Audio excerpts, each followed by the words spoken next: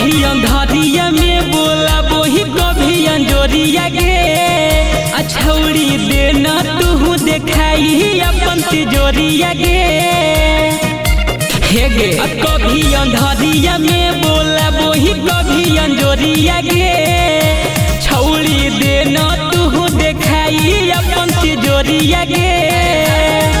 अरे रातिया के तोरे देखलियो सपना पिया समझ के दे देलियो तोरा अपना तोरे कहलियो दूरे ही काहे सटना पिया समझ के दे देलियो छौड़ा अपना।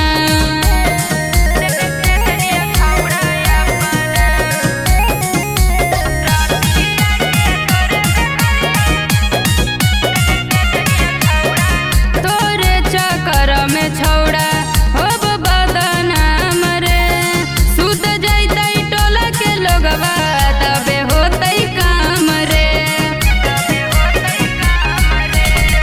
चोरो समझ के छौड़ी करतौ कोई हालागे चुप चोरी मिलबो नहीं बो लाले अपन घर गे।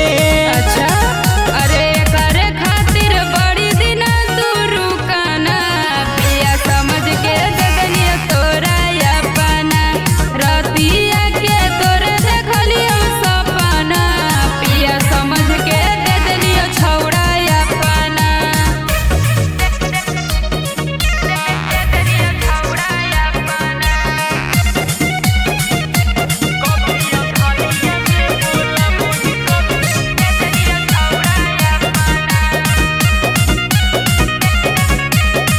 घरा बोलैया कैसे जाना हो भैया रे दुआरा पर पापा हकीन घरा में मैया रे।